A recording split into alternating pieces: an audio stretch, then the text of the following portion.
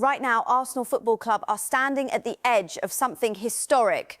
Not tomorrow, not next month. Right now, this Saturday morning at the Emirates Stadium at 12:30 in the afternoon, Arsenal have the opportunity to do something that has not been done at this club in 22 years. The situation is simple. Win, and the gap at the top of the Premier League table becomes 12 points. 6 games left to play, 12 points clear. You do not need to be a mathematician to understand what that means, but football is never simple, and that is exactly why this analysis matters. Let me take you through everything that is happening around this club right now. The team news, the injury concerns, the opposition's form, what the managers are saying, what the players are thinking, and what the statistics are telling us. Because if you are a serious Arsenal supporter, you need to understand every single layer of this moment before that referee blows his whistle. Here is the reality for the club right now. Arsenal have never led the Premier League table by more than a single point at game week 32 since the last time they won the title 22 years ago. Think about that. Every single time they have been in this position in recent seasons, something has gone wrong. In 2023, they were 1 point clear. In 2024, they were 1 point clear again. Both times the title slipped away. But this season, the situation is different. Right now, Arsenal sit 9 points clear at the top of the table. And with a win against Bournemouth, that lead becomes 12 points with only 6 games remaining.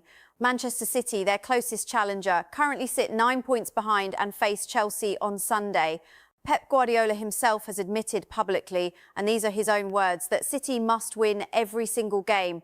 He has acknowledged that his side have not been consistent enough this season and have dropped points they should never have dropped.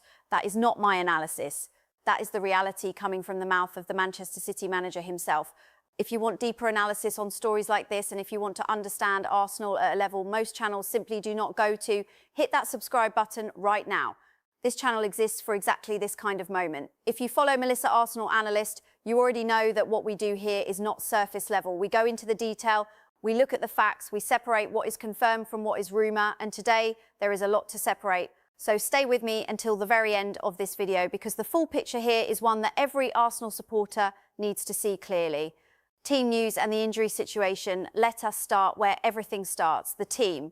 Because right now, the team news situation ahead of this match is genuinely complex. Mikel Arteta held his pre-match press conference on Friday, and when journalists asked him directly about the fitness of Bukayo Saka, Martin Odegaard, Jurrien Timber and Riccardo Calafiori, he gave an answer that was honest but deliberately vague. His exact words were, "There have been changes since yesterday." When pressed further and asked whether all 4 of those players could be involved against Bournemouth, Arteta replied, "I do not know, some of them. Now let me break that down for you. None of those 4 players, Saka, Odegaard, Timber and Calafiori, were seen training on Thursday. That is a significant observation." But Arteta's response on Friday suggests the picture improved overnight. The phrase, "there have been changes since yesterday," is not the language of a manager who is writing players off.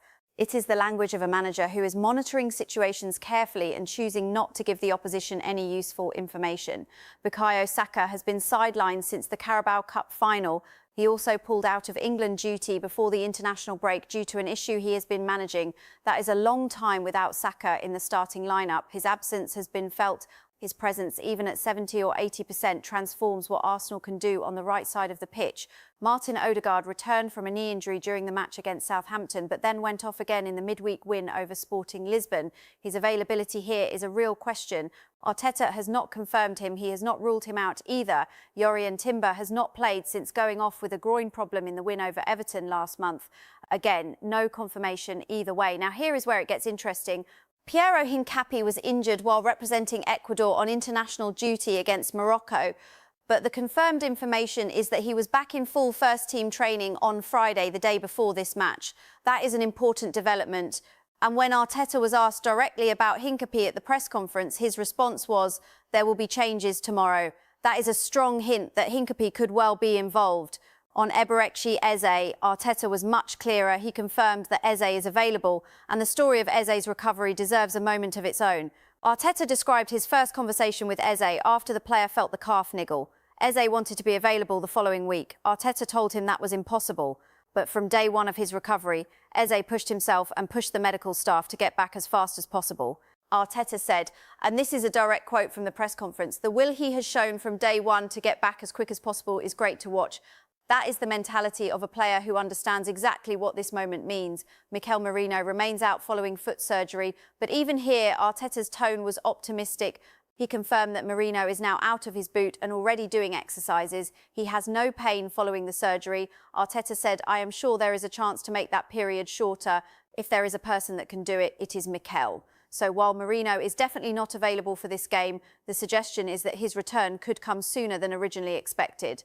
Arteta on Easy, a deeper look. The commentary around Eberechi Easy goes beyond just fitness.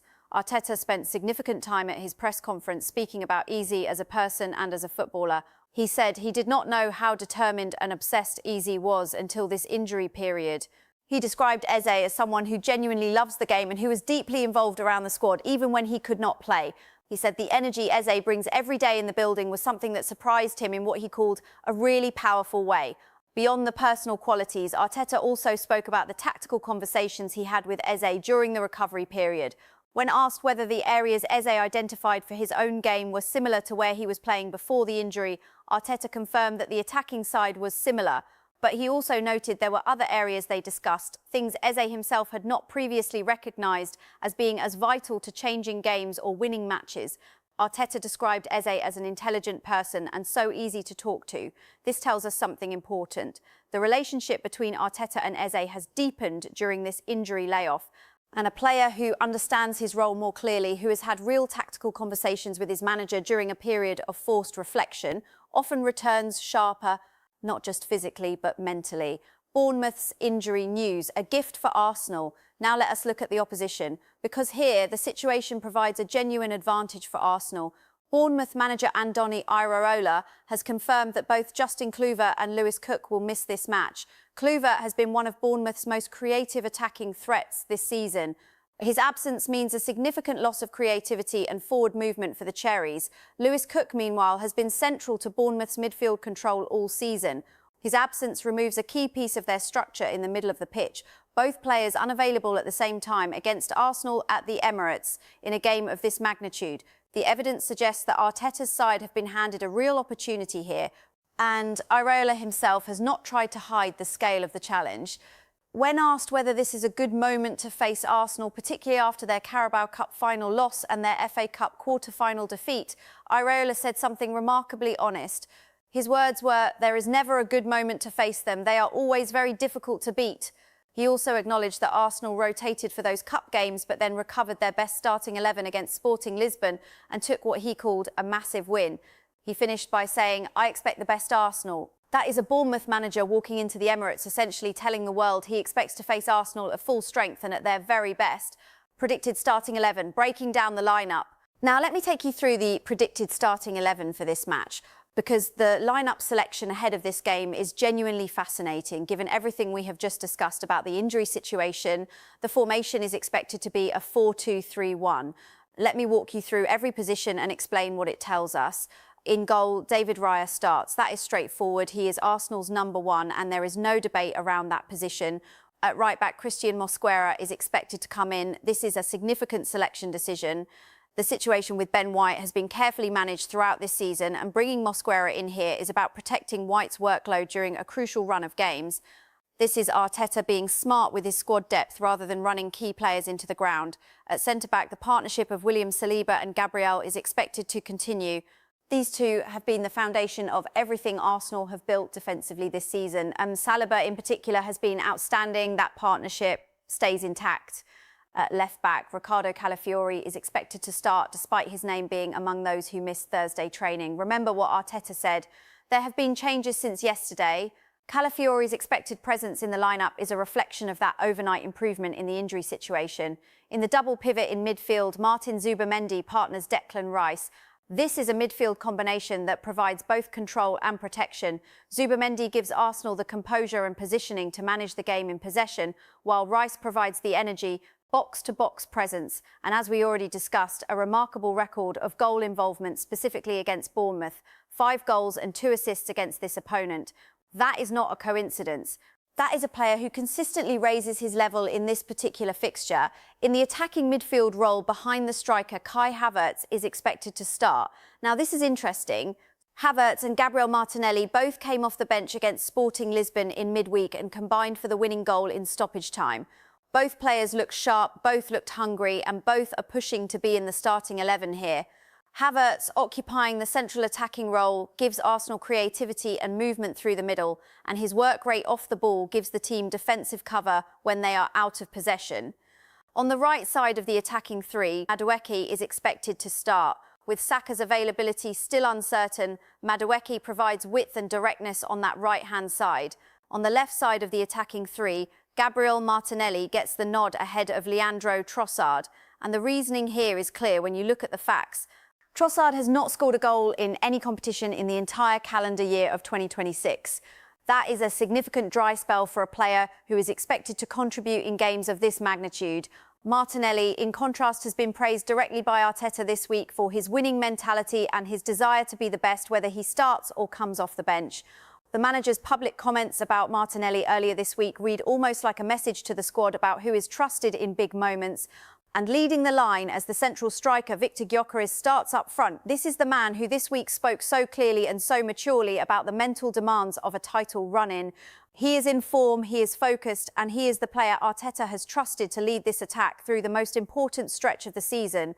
So the full predicted lineup in a 4-2-3-1 reads as follows: Raya in goal, a back four of Mosquera, Saliba, Gabriel and Calafiori, a midfield two of Zubimendi and Rice, an attacking three of Madueke on the right, Havertz through the middle and Martinelli on the left, and Gyökeres as the lone striker. Now, let me give you the honest assessment of this lineup. It is balanced. It has defensive solidity through Saliba, Gabriel and the Zubimendi-Rice partnership. It has creativity and movement through Havertz. It has pace and directness on both wings. And it has a striker in Gyökeres who has the physical and mental profile to lead the line in a title-defining home match. The doubts listed around this game are Saka, Timber, Eze, Hincapi, Odegaard and Calafiori. Every single one of those players being available, even from the bench, would transform the options Arteta has during the game. If Saka is fit enough to come on in the second half, that changes the dynamic completely. If Odegaard is available as an option from the bench, Arsenal suddenly have their captain as an impact substitute in a tight match.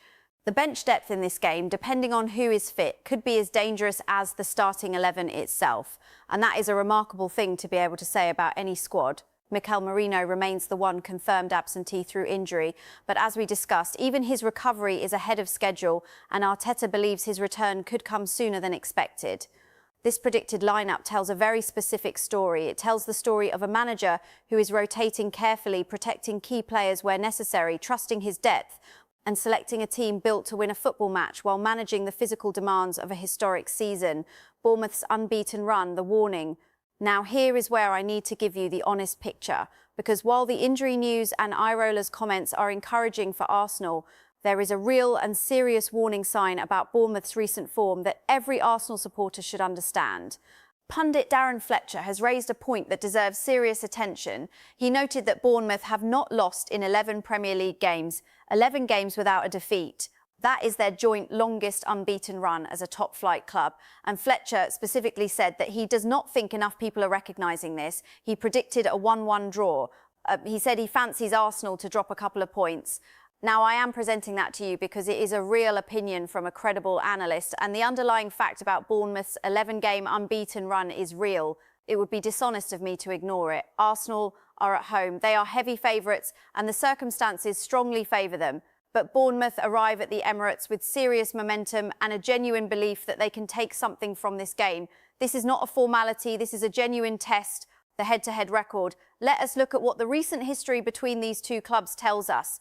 In the last 5 Premier League meetings between Arsenal and Bournemouth, the results read as follows: Bournemouth 0, Arsenal 4, Arsenal 3, Bournemouth 0, Bournemouth 2, Arsenal 0, Arsenal 1, Bournemouth 2, Bournemouth 2, Arsenal 3. Arsenal have won 3 of those 5 meetings. Bournemouth have won 2.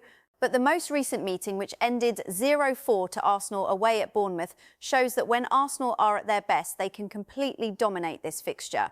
That 4-0 away win is the kind of performance that reminds you of what this squad is genuinely capable of. Declan Rice and the Bournemouth connection. There is one statistic about this fixture that cannot be ignored. Declan Rice has been involved in more Premier League goals against Bournemouth than against any other opponent in his career. 5 goals and 2 assists against this specific team. That is 7 direct goal contributions against Bournemouth in the Premier League alone. When you look at that number and when you think about what Rice has become at Arsenal this season, that is a significant figure. The situation is that Bournemouth will need to find a way to contain a player who has historically done his best work specifically against them. That is a genuine tactical problem for Areola to solve.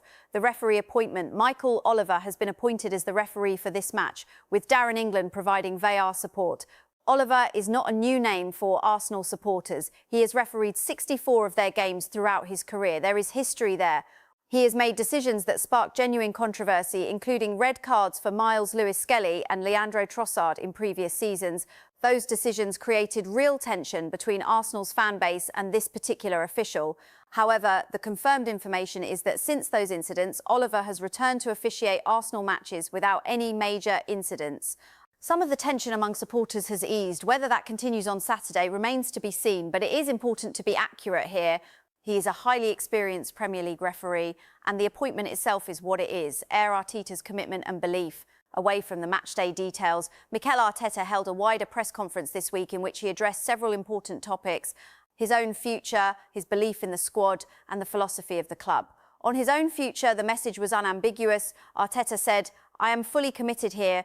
I am really happy and I feel good. My family is good," he added. "I still have so much ambition and things to do at this football club, and for now we are in a good place." That is a manager who is not thinking about leaving. That is a manager who is locked in on the task at hand. On whether he believes Arsenal can win the Premier League and the Champions League, his answer was equally direct. He said, "A lot because I see them every single day. And first of all, the capacity we have as a club and as a team, the will to win, and we recognise the opportunity ahead. We are going to do our best to try and achieve it. That is not arrogance, that is conviction backed by evidence." Arteta on Martinelli. One of the more detailed exchanges from Arteta's press conference centred on Gabriel Martinelli. Arteta credited Martinelli's finishing success to his mentality. His exact words were, his mentality: "Gabby is a winner. Gabby is someone that it does not matter what you are doing out there. He wants to be the best, and when he starts, great.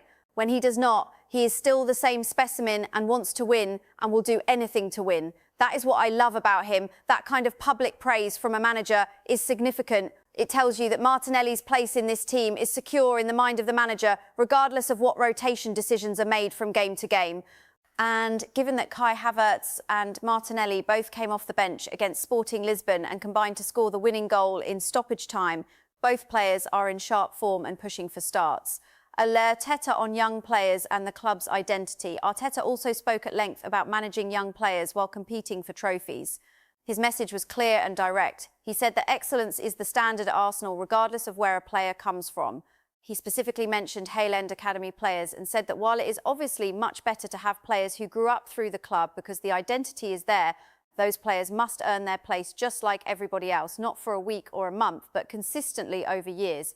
He also addressed the margins that come with playing young players at the highest level. He said the margins are shorter because we are doing something that is unprecedented. We have players competing in competitions at an age nobody else has done before. He made clear that every player in and around the first team is there on merit, not as a gift. This is the culture he is building, and it is a culture that appears to be working. Viktor Gyökeres, the mental side. Viktor Gyökeres, Arsenal's striker, spoke ahead of this match about the mental demands of a title challenge. His perspective was grounded and mature. He said, "You have to be so focused every game and take every game as seriously as you can, no matter who you play. All the points that you get count in the end." He also addressed the importance of not getting too frustrated when things do not go your way, saying it is always a long season and there is still a lot to play for. He then specifically addressed the current moment in April, saying, "Even now, when we are in April, there are a lot of games still to play. We just have to focus on doing our job and to enjoy it. Not think too much about what can happen or how the end result is going to be." And he finished with this: "I think the most important thing is to play football and to enjoy it on the pitch." On the topic of nerves, Gyökeres was equally thoughtful. He said, "If you feel nerves, I think it means that it matters for you. It is not bad if you take it in the right way. It depends on how you handle those emotions. That is a striker who is mentally equipped for big moments, and in a title run-in, that mental stability matters as much as technical quality."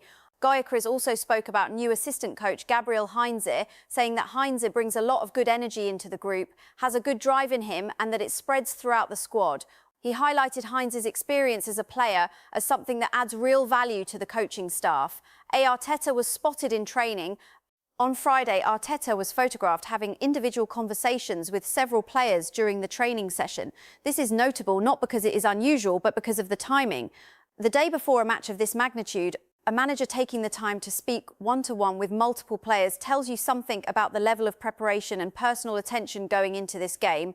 These moments of individual communication between a manager and his players, particularly before a match with this much on the line, can make a genuine difference to the mindset a player carries onto the pitch. Alan Shearer's verdict. Former Premier League striker and pundit Alan Shearer gave his verdict on this match. He described it as huge for Arsenal. He said a win would give the squad massive morale and confidence for a strong finish to the season. He acknowledged that Arsenal earned a great platform with their midweek win over Sporting Lisbon and said they now must go again. He specifically warned that dropping points would be a massive blow given the noise and scrutiny surrounding the club right now. He backed Arsenal to win, saying the opportunity must be taken and that with a 9-point lead at the top, there is no room for error. Shearer's analysis aligns with the mathematical reality. Arsenal are at the top, they have the lead, but the title is not confirmed until the points are secured, and every drop point at this stage of the season carries enormous consequences. Guardiola's admission, why it matters for Arsenal. Before we close this analysis, let us return to something said this week that deserves real attention. Pep Guardiola, ahead of Manchester City's match against Chelsea on Sunday, said the following: "We have to win every single game." He also said, "We have not been consistent enough in the season. We have dropped points that we should have taken, which is why we are now in the position where we cannot do it differently." The significance of this for Arsenal is considerable. The manager of the team chasing Arsenal has publicly acknowledged that City themselves are the ones who have made Arsenal's job easier. They dropped the points, they were inconsistent, and now they are in a position where they must be perfect for the rest of the season just to stay mathematically alive. If Arsenal win on Saturday and City fail to win against Chelsea on Sunday, the title race is effectively over. That is the scale of what is at stake. Transfer rumour, Yankuba Minteh. Now let me address the transfer situation briefly. There is a rumour that needs to be clearly labelled as exactly that, a rumour. It is being reported that Arsenal have an interest in Brighton winger Yankuba Minteh. This is only a rumour at this stage. No deal has been done. No negotiations have been confirmed. Minteh, who is 21 years old, joined Brighton from Newcastle in a deal worth £33 million. He can play on both the right and left wing and has scored 6 Premier League goals this season. The context here is that Arsenal are understood to be looking for either a replacement or genuine competition for Gabriel Martinelli on the left side. Liverpool are also reportedly monitoring Minteh as a potential replacement for Mohamed Salah. The reality for the club is that this is one name among several being monitored. Other players linked with Arsenal in this position include Vinicius Jr. and Kvicha Kvaratskhelia, who are described as being in a different class and higher up Arsenal's list of priorities. Minteh's advantage is that he is already established in the Premier League, which reduces adaptation risk. But I want to be completely clear, this is a rumour, nothing is confirmed, nothing has been agreed. And in the context of this weekend, the transfer window is not the story. The story is Saturday afternoon at the Emirates. Here is where everything stands. Arsenal are 9 points clear at the top of the Premier League with 6 games to play. They host a Bournemouth side who arrive without Kluivert and Cook, 2 of their most important players. Arsenal may have some key players returning from injury, including potentially Saka, Odegaard, Timber or Calafiori. Eze is confirmed available. The manager is fully committed and deeply focused. The squad's mental approach, based on everything said by Arteta and Gyökeres this week, is exactly what you want to see from a team chasing a historic title. Their closest rival's manager has publicly admitted his team dropped too many points and must now win every game. The head-to-head record in recent seasons strongly favours Arsenal. Declan Rice has the best Premier League scoring record of his career against this specific opponent. The warning signs are real. Bournemouth's 11-game unbeaten run is not fiction. They arrive with momentum and belief. Darren Fletcher is not the only analyst who sees this as a potential banana skin, but the evidence taken in its entirety points to one conclusion. Arsenal know exactly what this game means. They have prepared carefully, they have managed their players through a demanding schedule, they have the lead, they have the form and they have the belief. This is their moment.